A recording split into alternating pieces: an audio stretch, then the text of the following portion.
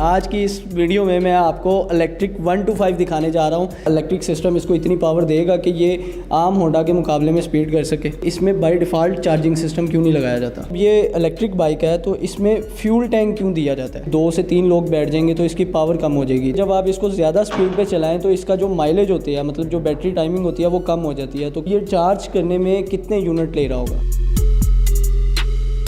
अस्सलाम वालेकुम नाज़रीन, पब्लिक डिजिटल एक्सक्लूसिव के साथ मैं हूं आपका मेज़बान फैज़ान आसिफ। नाज़रीन, इलेक्ट्रिक बाइक में आपने 70 तो देखी होगी, लेकिन आज की इस वीडियो में मैं आपको इलेक्ट्रिक 1 to 5 दिखाने जा रहा हूं। जहां पर 1 to 5 1 लीटर में 40 किलोमीटर देता है, वहीं पर ये 1 to 5 एक चार्ज में आपको 150 से 200 किलोमीटर तक का सफ़र जो है वो आपका तय होगा।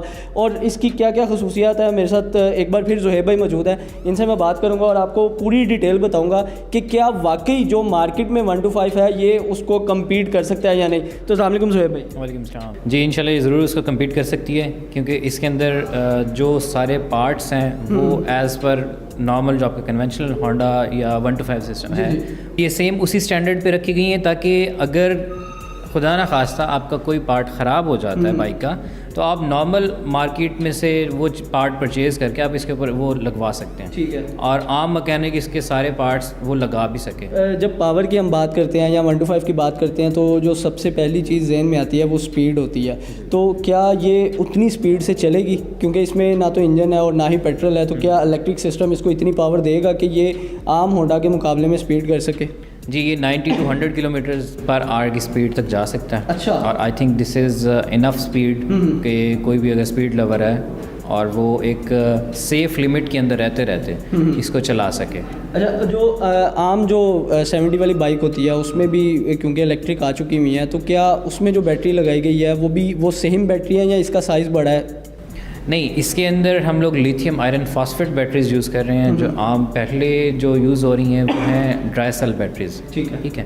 तो ड्राई सेल बैटरीज़ का जो बैकअप है या उनका जो लाइफ स्पैन है वो इसकी निस्बत बहुत ज़्यादा कम है। हमारा एक तो बैटरी का लाइफ साइकिल बहुत ज़्यादा है, तकरीबन 10 साल इसका लाइफ साइकिल है। अच्छा ज़ुहैब भाई, जब भी इलेक्ट्रिक व्हीकल की बात आती है, जैसे हमने लास्ट टाइम इलेक्ट्रिक बाइक्स भी हमने की हैं, तो उसमें ना पब्लिक ये सवाल करती है कि इसमें बाय डिफ़ॉल्ट चार्जिंग सिस्टम क्यों नहीं लगाया जाता?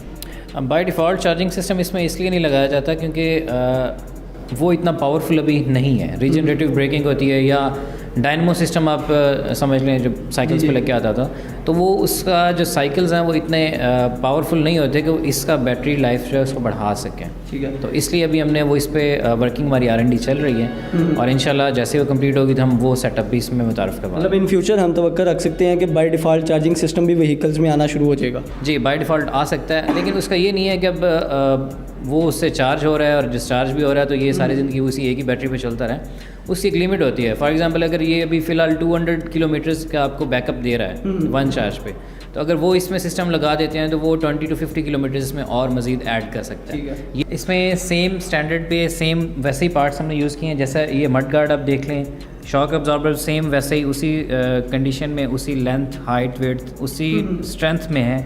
उसके बाद आपका हेडलाइट है। हेडलाइट में हमने थोड़ी सी ये चेंजिंग की है कि हमने इसको LED में रखा है, ताकि इसका LED का जो है ना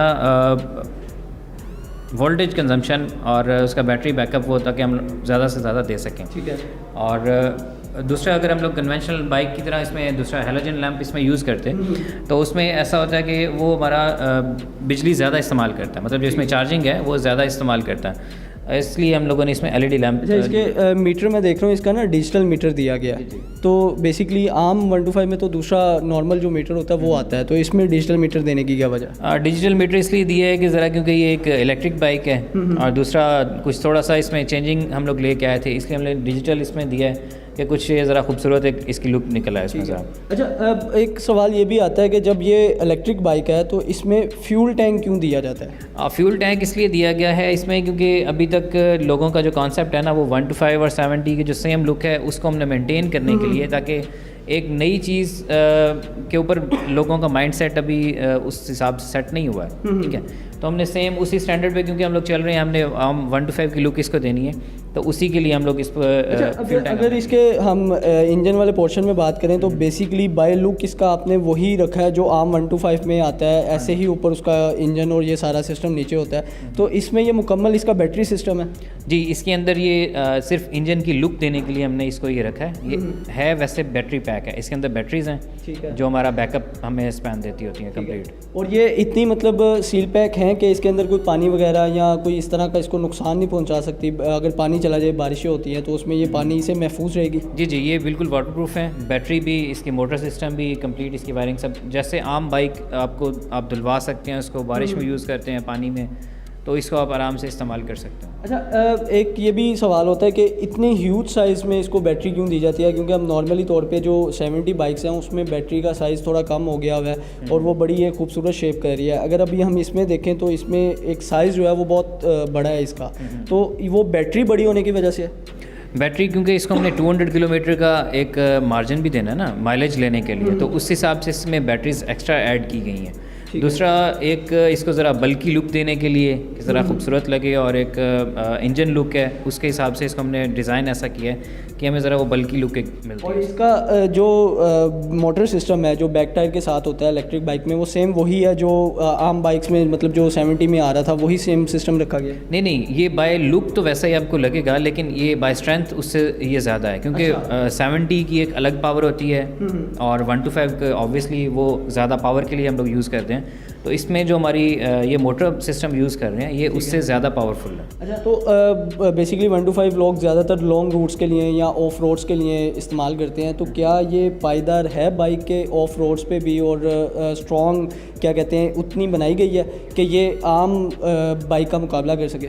जी जी, जैसा मैंने पहले बताया आपको, ये इसमें जो भी बॉडी पार्ट्स हैं, ये कॉस्मेटिक्स हैं, इसके विंकर्स हैं, फेंडर्स हैं या शॉक अब्जॉर्बर्स हैं, वो सब कुछ सेम उसी स्टैंडर्ड पे हैं।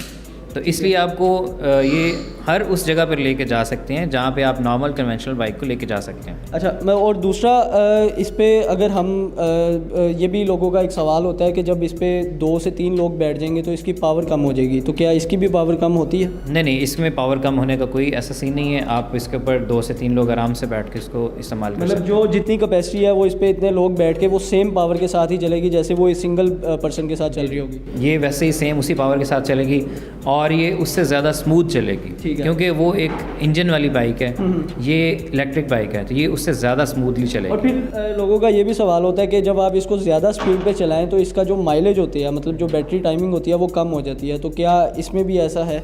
इसमें माइनर सा डिफरेंस आता है आपकी माइलेज पे। वही हमने स्पैन इसका रखा हुआ है 150 से 200 के दरमियान। वो उसी स्पैन में आप लोगों की ब्रेकिंग और स्पीड का जो इश्यूज़ हैं वो उस स्पैन के अंदर हम लोगों ने वो कवर अप किया। और मतलब सेम ऐसे ही है जैसे आप बाकी इलेक्ट्रिक व्हीकल्स को आम चार्जर से चार्ज कर सकते हैं, इसको भी सेम वैसे ही हम चार्ज कर सकते हैं? जी, आम नॉर्मल इसको चार्जर लैपटॉप साइज चार्जर है, उसके साथ आप इसको कहीं भी किसी भी जगह पे प्लग करके आप इसको चार्ज कर सकते हैं। कोई स्पेशल आपको किसी चार्जिंग स्टेशन पे जाने की ज़रूरत नहीं है, या कोई स्पेशल चार्जिंग पोर्ट आपको उसकी ज़रूरत नहीं है कि आपको अलग से इंस्टॉल करवानी पड़े घर के अंदर या ऑफिस के अंदर।